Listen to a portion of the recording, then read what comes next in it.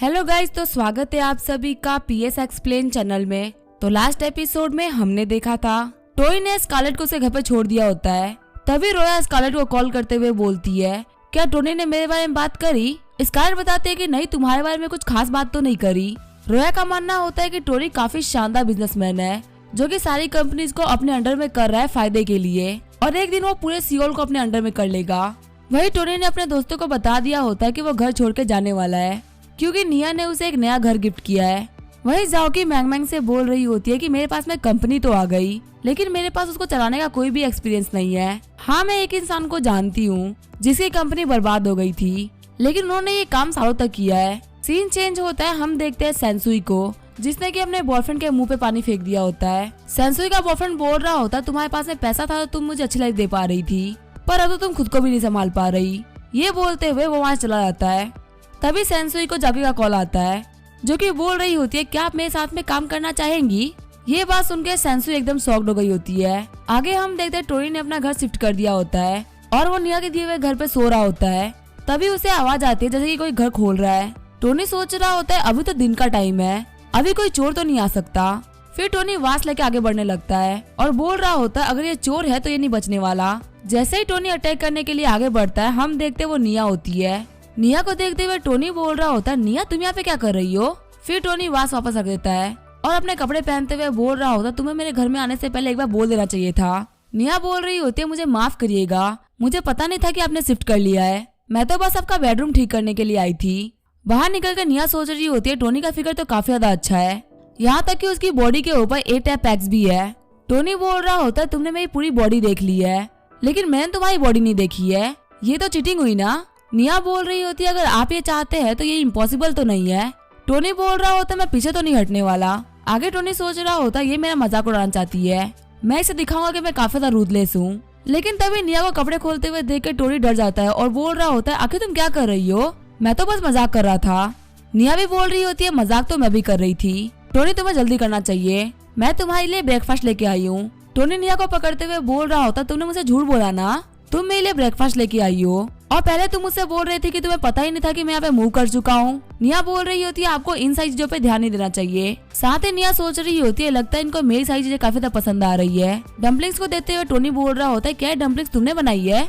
देखने में काफी ज्यादा अच्छे लग रहे हैं। निया बोल रही होती है, मैं आपके लिए डम्पलिंग्स और सूप रोज बना सकती हूँ अगर आप चाहे तो।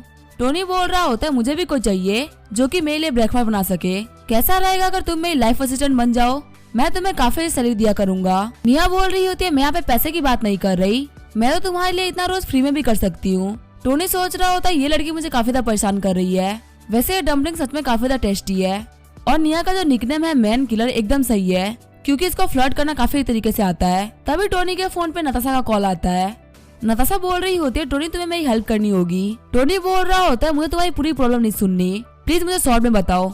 नताशा बोल रही होती है, जो डायरेक्टर स्टैनली है वो काफी ज्यादा नाटक कर रहे हैं, वो बोल रहे हैं कि एकदम अच्छी लोकेशन पे ही शूट करेंगे, लेकिन प्रॉब्लम ये है कि यहाँ के आसपास की जो फिल्म सिटी है उन लोगों ने हमें जगह देने से मना कर दिया है।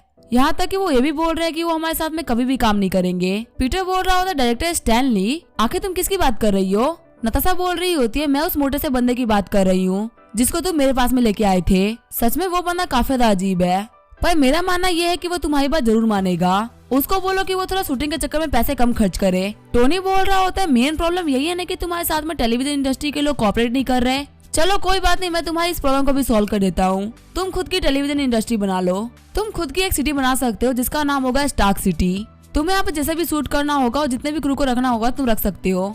इसके लिए मैं तुम्हें $100 बिलियन की इन्वेस्टमेंट दे रहा हूँ। नताशा अपने फोन में देखते हुए बोल रही होती है, इसने एक झटके में $100 बिलियन डाल दिए। टोनी बोल रहा होता है, मैंने तुम्हारी कंपनी में अच्छा खासा पैसा इन्वेस्ट कर दिया, अब मैं तुम्हारी कंपनी को देखने के लिए कुछ दिनों में आऊंगा। नताशा सोच रही होती है, इसने $100 बिलियन इन्वेस्ट कर दिया, और ये बोलते ऐसा रहा जैसे कि ये 100 रुपए हो।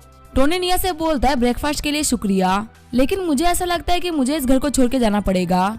निया शॉक्ड होते हुए बोल रही होती है, लेकिन ऐसा क्यों? क्या मुझसे कोई गलती हुई है? टोनी बोल रहा होता है, अगर तुम मेरे बिना परमिशन के मेरे घर में आओगे तो ये मुझे बिल्कुल भी अच्छा नहीं लगेगा। मैं चाहूंगा कि तुम्हारे पास में जो स्पेयर कीज है वो तुम मुझे दे दो। टोनी सोच रहा होता है, अगर ये मेरी पर्सनल लाइफ में इंटरफेयर करती रही तो मैं बाकी लड़कियों को लेके कैसे आऊंगा। तभी निया टोनी को चाबी दे देती है। साथ ही निया सोच रही होती है, मेरे पास में एक नहीं बल्कि बहुत सारी कीज है। टोनी बोल रहा होता है, मुझे पता है कि तुम्हारे पास में बहुत सारी कीज है, टोनी बोल रहा होता है कि मैं चाहूंगा कि तुम मेरी प्राइवेसी की रिस्पेक्ट करो और मेरे घर में कभी भी मेरा बिना परमिशन के एंटर मत करना। अगर तुम ऐसा फिर भी करती हो तो मैं इस घर को छोड़ के 1 सेकंड में चला जाऊंगा। निया बोलती है ठीक है, मैं ध्यान रखूंगी। टोनी बोल रहा होता है सच में तुम काफी अच्छी लड़की हो, मुझे पता है तुम इस बात का ध्यान रखोगी। साथ ही टोनी सोच रहा होता है लड़कियों को हमें जमीन पर उतारना जरूरी होता है, क्योंकि अगर तुम ऐसा नहीं करोगे तो पक्का तुम्हें प्रॉब्लम में फंसाएंगी। क्योंकि मैं पहले भी 3 साल ऐसे ही रोया हूँ, तो अब मैं खुद को चेंज नहीं करने वाला। हम देखते जैसे ही टोनी अपने कार में बैठ रहा होता है तभी उसके पास में लू वेंजे आ जाता है, जो कि अपने साथ में एक नई लड़की को लेके आया होता है। टोनी सोच रहा होता है मुझे वेंजे से कुछ पर्सनल मैटर पे बात करनी थी, लेकिन अभी टाइम सही नहीं है। वेंजे टोनी से बोल रहा होता तुमने फिर से अपनी कार चेंज कर दी, वैसे हम लोग कहाँ खाने चलेंगे? टोनी बोल रहा होता तुम्हें पता है हमारी एक फेमस जगह है, हम वहीं पे जाएंगे। वेंजे के साथ में जो लड़की होती है वो सोच रही होती है सच में वेंजे टोनी का काफी अच्छा दोस्त है। अगर वेंजे टोनी के साथ में जा रहा है तो पक्का कि साना जगह पे जा रहे होंगे, चलो मेरा मेकअप करना वेस्ट नहीं जाएगा। लेकिन तभी वो लड़की काफी ज्यादा परेशान हो जाती है, क्योंकि टोनी उसको एक ढाबे पे लेके आया होता है। वेंजे बोल रहा होता है मुझे लगा था कि तुम काफी ज्यादा रिच हो गए हो, इसी वजह से इस जगह पे वापस नहीं आओगे, लेकिन चलो यहाँ पे तो हमारी काफी सारी यादें जुड़ी हुई है। टोनी बोल रहा होता तुम्हें पता नहीं कि मुझे पैसे वाले दिखने का कोई शौक नहीं है, आज मैं बस अपने दोस्त के साथ में मजे करना चाहता हूँ। वेंजे उस लड़की से बोलता है आकाशु की ये जगह काफी ज्यादा अच्छी है, यहाँ का खाना काफी ज्यादा टेस्टी होता है। आकाशु की बोल रही होती है हाँ खाने के लिए शुक्रिया। साथ ही आकाशु की सोच रही होती है क्या टोनी कोई गरीब बंदा है जो कि अमीर होने की एक्टिंग कर रहा है, क्योंकि कोई भी अमीर बंदा ऐसे बेकार रोड साइड स्टॉल पे नहीं खाएगा। जब वो लोग बैठ के खाना खा ही रहे होते हैं तभी वहाँ पे न्यूज पे नताशा की न्यूज आ रही होती है। नताशा ने एक प्रेस कॉन्फ्रेंस रखी होती है जिसमें उसने अपने नए टेलीविजन सिटी के बारे में बताने के लिए बुलाया होता है। टोनी सोच रहा होता है इन एक्टर्स की लाइफ काफी ज्यादा बेकार होती है, ये कोई भी काम नॉर्मल नहीं कर सकते। मैंने इसको पैसा दिया था ताकि एक इंडस्ट्री खोल सके, लेकिन इसने तो पहले ही अनाउंस कर दिया। तभी नताशा बोलती है जिस बंदे ने मुझे $100 बिलियन की इन्वेस्टमेंट दी है वो और कोई नहीं बल्कि टोनी स्टार्क है। इसका यूज करते हुए हम लोग एक फिल्म सिटी खोलने वाले हैं, खुद का एक सिनेमेटिक यूनिवर्स खोलने वाले हैं, साथ ही एशिया का सबसे बड़ा थिएटर भी खोलेंगे। वेंजे बोल रहा होता है टोनी क्या तुमने $100 बिलियन इन्वेस्ट किया है? ये तो काफी ज्यादा कूल बात है कि तुम खुद की फिल्म सिटी खोलने वाले हो। वही जो आकाशु की होती है वो सोच रही होती है $100 बिलियन तो काफी ज्यादा होते हैं। सच में टोनी काफी ज्यादा पैसे वाला है, जो कि बहुत ही बड़ा दिल रखता है, वरना ये यहाँ पे स्टॉल पे नहीं खा रहा होता। टोनी सोच रहा होता है अगर तुम्हें कूल बनना है तो बनो, लेकिन इसमें मुझे क्यों खींच रही हो? अब यहाँ पूरी कंट्री को पता चल चुका है कि टोनी स्टार्क कौन है। अब मैं एक लो प्रोफाइल रख के लड़कियों को कैसे पटाऊंगा? वेंजे टोनी से बोल रहा होता है क्या तुम इन एक्टर्स को जानते हो? कैसा रहेगा अगर तुम मुझे पूरी फिल्म इंडस्ट्री का ऑटोग्राफ लाके दो? टोनी बोलता है ठीक है, ये करना बिल्कुल भी मुश्किल नहीं रहेगा। वेंजे बोल रहा होता है वैसे तुमने $100 बिलियन इन्वेस्ट किया, क्या तुम पैसे प्रिंट करते हो? तभी टोनी वेंजे के मुंह में खाना डालते हुए बोल रहा होता है चुपचाप खाना खाओ। आकाशु की सोच रही होती है वेंजे टोनी का काफी अच्छा दोस्त है, ये पक्का से मेरे लिए एक सीढ़ी बनेगा टोनी तक पहुंचने की। वैसे तो टोनी के पैसे का एक बूंद ही काफी है एक आम इंसान के अमीर बनने के लिए। फिर आकाशु के आगे बढ़ते हुए वेंजे का मुंह साफ करने लगती है और बोल रही होती है तुम्हें खाने पे ध्यान देना चाहिए। सीन चेंज होता है, हमें वेंजे टावर का सीन दिखाया जाता है जहाँ पे सारी लड़कियां होती है। वो सभी $100 बिलियन इन्वेस्टमेंट की न्यूज सुनकर काफी ज्यादा शॉक्ड हो गई होती है। मैंग मैंग बोल रही होती है जाओ कि तुमने बोला था कि टोनी के पास में $50 बिलियन है, तो आखिर उसने $100 बिलियन कहाँ से इन्वेस्ट कर दिए? और टोनी तो यहाँ पे नताशा रोमानोफ को भी जानता है। जाकी बोल रही होती है हो सकता है वो मुझे पूरा नहीं बताना चाहता हो। जाकी बोल रही होती है टोनी ने चैरिटी डिनर के अंदर भी नताशा को बहुत कुछ गिफ्ट किया था, वो दोनों एक दूसरे को काफी लंबे टाइम से जानते हैं। रोया बोल रही होती है $100 बिलियन का बजट काफी बड़ा बजट होता है, उसने पक्का ये काम सोच समझ के किया होगा। वैसे इस चीज के बारे में टोनी ने कोई भी कंफर्मेशन नहीं दी है, अभी सिर्फ नताशा ने इस चीज के बारे में बताया है। जाकी बोल रही होती है मुझे तुम्हारी बातें एकदम सही लग रही है, $100 बिलियन किसी के ऊपर भी खर्च कर देना एक आम बात तो नहीं है। स्काइल बोल रही होती है हाँ मिस रोया बिल्कुल सही बोल रही है, वो पक्का से यहाँ पे कोई बड़ा बिजनेस क्रिएट कर रहा है। रोया बोल रही होती है कार्प टेक्नोलॉजी, asleeltv.com और फिल्म सिटी भी। आखिर टोनी प्लान क्या कर रहा है? मैं बिल्कुल भी उसके आइडियाज को समझ नहीं पा रही हूँ। मैगमैन जाकी से बोलती है तुम्हें इन लोगों को बता देना चाहिए कि टोनी ने asleeltv.com के अंदर भी इन्वेस्ट किया है, इससे तुम्हें इंडस्ट्री में काफी सारे लोगों की हेल्प मिल जाएगी और सभी लोग तुम्हारी कंपनी ज्वाइन भी करना चाहेंगे। जाकी बोल रही होती है हाँ तुम तो काफी ज्यादा स्मार्ट हो। साथ ही जाकी सोच रही होती है टोनी ने पहले ऑनलाइन प्लेटफॉर्म पे काफी सारा पैसा खर्च किया है, लगता है ये उसका तरीका अपने पैसों को वापस हासिल करने का। रोया बोल रही होती है मुझे लगता है ये टोनी का प्लान है, वो यहाँ पे पक्का से कुछ बड़ा कर रहा है। सेंसो यहाँ पे आते हुए बोल रही होती है आप लोग यहाँ पे टोनी स्टार्क के बारे में क्या बात कर रहे थे? जाकी बोल रही होती है कुछ भी नहीं, नताशा रोमानोफ ने एक प्रेस कॉन्फ्रेंस रखी है और हम उसकी फिल्म इंडस्ट्री के इन्वेस्टर टोनी स्टार्क के बारे में बात कर रहे थे। सेंसुई बोल रही होती है आप लोग किसके बारे में बात कर रहे थे? मैंगमैन बोल रही होती है एक ही तो बंदा जो कि काफी ज्यादा फेमस चल रहा है, वो है टोनी स्टार्क, हमारी कंपनी के अंदर भी तो उन्होंने इन्वेस्ट कर रखा है। ये बात जानकर सेंसुई एकदम शॉक्ड हो गई होती है। और बोल रही होती है लगता है मैंने काफी ज्यादा देर कर दी रिजाइन करने में। जाओकी बोल रही होती है आप ही ने मुझे एक एंकर बनाया था और मैं सच में चाहती हूँ कि आप मेरी कंपनी को ज्वाइन करके रखे। अगर आपको आपकी सैलरी अच्छी नहीं लगी तो हम उसे बढ़ा भी सकते हैं। आखिर प्रॉब्लम क्या है ये तो बताइए। वैसे भी हमारी कंपनी को मिस्टर स्टार्क सपोर्ट कर रहे हैं जो कि कभी भी नहीं डूबने वाले। सेंसुई बोल रही होती है मेरी प्रॉब्लम है मिस्टर स्टार्क। मेरा जॉब छोड़ने का मेन रीजन ही मिस्टर स्टार्क है। मेरी कंपनी बैंकरप्ट इसी वजह से हुई थी क्योंकि मैंने मिस्टर स्टार्क को ऑफेंड कर दिया था। अगर उनको पता चला कि मैंने तुम्हारी कंपनी को ज्वाइन कर रखा है तो मेरे ऊपर तो प्रॉब्लम आएगी ही। हो सकता है कि तुम भी दिक्कत में आ जाओ। जाओकी सोच रही होती है टोनी तो एक काफी ज्यादा अच्छा इंसान लगता है, आखिर वो किसी को बैंकरप्ट कैसे कर सकता है। फिर जाओकी बोलती है सेंसुई तो बिल्कुल भी टेंशन मत लो, मैं टोनी से बात करती हूँ, वो पक्का से इस चीज को लेकर कुछ ना कुछ तो करेगा ही। सीन चेंज होता है, हम देखते हैं टोनी को जिसके पास वेंजे और अकासुकी जा रहे होते हैं। तभी टोनी को जाओकी का कॉल आता है। जाओकी बोल रही होती है टोनी मुझे तुमसे कुछ कहना था। टोनी सोच रहा होता है हो सकता है मैंने $100 बिलियन इन्वेस्ट किया है तो ये उसी के बारे में बात करने के लिए आ गई। जाओकी बोल रही होती है क्या सिस्टर सेंसुई ने तुम्हें ऑफेंड किया था और क्या तुमने उनकी कंपनी को बंद करवा दिया था। टोनी बोल रहा होता है आखिर तुम किसकी बात कर रही हो, मुझे याद भी नहीं आ रहा। जाओकी बोल रही होती है एक लाइव स्ट्रीमिंग कंपनी थी ना, मैं उसी की बात कर रही हूँ। टोनी बोलता है हाँ मुझे याद आ गया। टोनी बोल रहा होता है वो काफी ज्यादा बेकार इंसान है, वो मेरा ही नाम लेके मुझे डराने की कोशिश कर रही थी जो कि मुझे काफी ज्यादा अनोइंग लगा। जाओकी बोल रही होती है सिस्टर सेंसुई अभी मेरी कंपनी में काम कर रही है और वो तुमसे माफी मांगना चाहती है, क्या तुम प्लीज उनकी गलती को भूल के उनको माफ कर सकते हो। टोनी बोलता है ठीक है मैंने उनको माफ किया। साथ ही टोनी सोच रहा होता है उन आंटी ने अपनी गलतियों को समझ लिया है, फालतू में उनको परेशान करने का कोई मतलब नहीं है। सेंसुई बोल रही होती है मिस्टर स्टार्क मुझे माफ करेगा, मैं गलत थी पहले, अब मैं अपना बेस्ट दूंगी मिस जाओकी कंपनी को आगे बढ़ाने में। टोनी बोलता है ठीक है मैं पहले वाली बातों को भूल चुका हूँ। कॉल कटने के बाद में सेंसुई बोल रही होती है मुझे काफी ज्यादा अच्छा फील हो रहा है। जाओकी बोल रही होती है मैंने कहा था ना आपसे टोनी का टेम्पर काफी ज्यादा अच्छा है, वो कभी भी चीजों को अपने दिमाग में नहीं रखता। अब हम लोग साथ में मिलकर काफी ज्यादा अच्छे तरीके से काम कर सकते हैं। टोनी सोच रहा होता है ये जो सेंसुई है वो काफी ज्यादा काम की औरत है, वो जाओकी का काम करने में काफी ज्यादा हेल्प करेगी। काश कुछ लोग जाओकी जैसे ही स्मार्ट होते जो कि चुपचाप अपना काम करते और मेरे परेशानी खड़ी नहीं करते। जब नताशा प्रेस कॉन्फ्रेंस कर रही होती है तभी उसे टोनी का कॉल आता है। टोनी गुस्सा करते हुए बोल रहा होता है आखिर तुमने प्रेस कॉन्फ्रेंस में मेरा नाम क्यों ले लिया। नताशा बोल रही होती है हाँ मुझे माफ करना। टोनी बोल रहा होता है तुमने एक छोटी सी बात को इतना बड़ा बखेड़ा बना दिया, आखिर मैं फ्यूचर में एक लो प्रोफाइल कैसे रखूंगा। नताशा सोच रही होती है आखिर तुम कैसे पागल बंदे हो, तुमने सिटी के सबसे ज्यादा अमीर बंदों के सामने पियानो बजाया, बिलियंस ऑफ डॉलर एंकर के ऊपर खर्च कर दिए, कितने सारे गैंगस्टर से फाइट करी और अब तुम मुझे बोल रहे हो कि मैंने तुम्हें यहाँ पे फेमस किया है। टोनी बोल रहा होता है ठीक है अगर तुम ये सब उन लोगों को बता ही रही हो तो एक चीज और उन लोगों को बता दो। नताशा सोच रही होती है आखिर ये कौन सी एक चीज इन लोगों को बताने के लिए बोल रहा है। फिर वो टोनी को हंस के बोलती है ठीक है कोई बात नहीं मैं उन लोगों को बता दूंगी। फिर नताशा प्रेस को बता रही होती है कि प्लीज मुझे माफ करेगा, एक बहुत ही जरूरी कॉल आया था हमारे इन्वेस्टर मिस्टर स्टार्क का। सारे रिपोर्टर्स बोल रहे होते हैं मिस्टर स्टार्क आखिर उन्होंने क्या कहा, क्या आप हम लोग को मिस्टर स्टार्क की एक फोटो दे सकती हैं जिससे हम लोगों को उनके बारे में पता चल सके। नताशा बोल रही होती है मिस्टर स्टार्क ने मुझे बताया कि उन्होंने एक लाइव ब्रॉडकास्ट प्लेटफॉर्म खरीदा है, साथ ही उन्होंने अश्लील-tv.com भी खरीदा है और एक ऐप है जो कि अंडर प्रोसेस चल रहा है, जल्दी वो इसको रिलॉन्च करने वाले हैं। आप लोग बस वेट करिए और देखिए कि जल्दी बहुत सारी चीजें मिस्टर स्टार्क की तरफ से आने वाली है। हमारी जो फिल्म सिटी है वो पूरी तरीके से अश्लील-tv.com को सपोर्ट करेगी और अगली न्यूज आप लोगों को खुद अश्लील-tv.com वाले ही देंगे।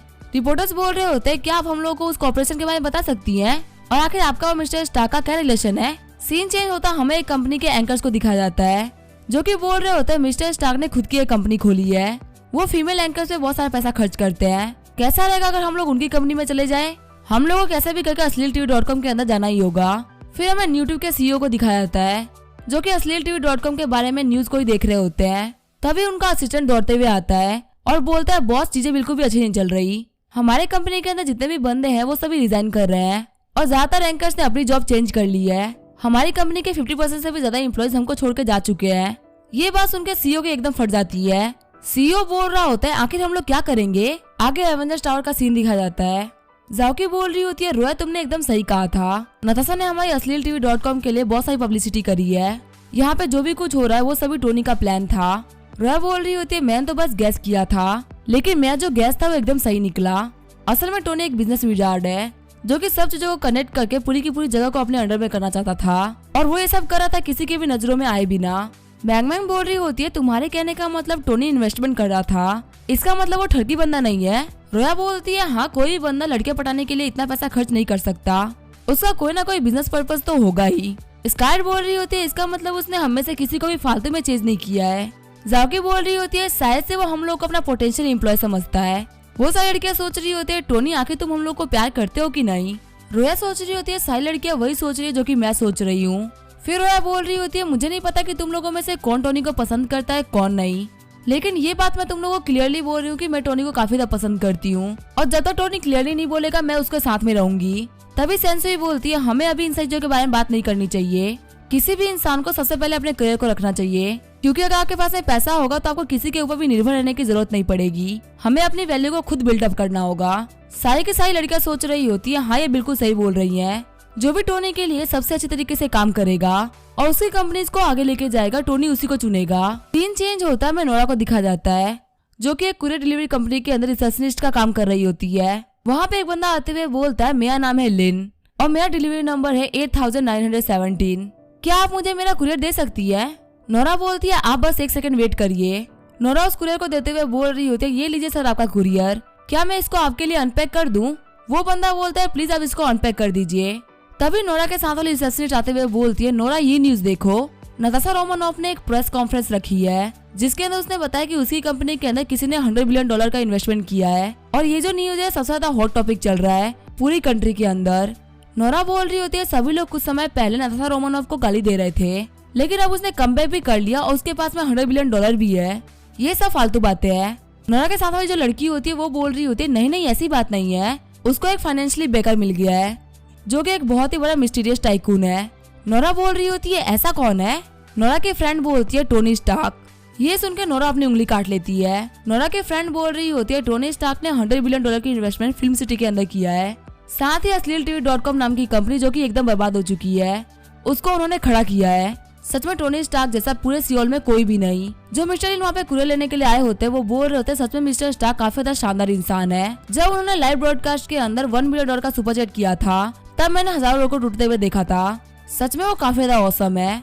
नोरा की दोस्त बोल रही होती है आपने तो काफी सही चीज देख ली है, आप सच में बहुत ज्यादा लकी है। नोरा सोच रही होती है टोनी ने टोटल यहाँ पे $110 बिलियन इन्वेस्ट कर रखा है। सच में मैंने अपनी लाइफ की सबसे बड़ी गलती करी है टोनी को खो के। सीन चेंज होता है, मैं शंघाई वर्ल्ड फाइनेंशियल सेंटर का सीन दिखा जाता है। एक बंदा नताशा के फोटो पे पानी फेंकते हुए बोल रहा होता है आखिर ये बंदा कहाँ से आया है, ये हर चीज मेरे खिलाफ जा रहा है। उस दिन भी इसने मेरे नाक के नीचे से वो कांच चुरा ली थी और अब मैं नताशा को फिल्म सिटी में काम करने से मना किया तो ये इसके अंदर भी पड़ रहा है। इसकी फिल्म सिटी खोलना मेरे मुंह पे एक थप्पड़ है। मिस्टर लिन के असिस्टेंट बोल रही होती है क्या आप चाहते हैं कि मैं इस बंदे की पूरी इन्फॉर्मेशन निकलवाऊं? मिस्टर लिन बोल रहे होते हैं यही वो बंदा है जिसके सपोर्ट की वजह से नताशा ने जैक स्नाइडर और वंडर गर्ल को पूरी तरीके से खत्म कर दिया, लेकिन वो दोनों ही सिर्फ मेरे कुत्ते थे। मेरी जो पूरी की पूरी लिन फैमिली है वो बहुत टाइम से चाइना के अंदर काम कर रही है। हमने अपने बिजनेस को एक एक करके सेटअप किया और बहुत ज्यादा बड़ा बनाया है। इस पूरी जगह पे मुझसे और मेरी फैमिली से बड़ा बनना किसी के लिए भी पॉसिबल नहीं है और अगर कोई ऐसा बन रहा है तो मैं उसे बनने नहीं दूंगा। अब इसके आगे क्या होगा वो हम देखेंगे नेक्स्ट एपिसोड में। तब तक वीडियो देखने के लिए थैंक यू।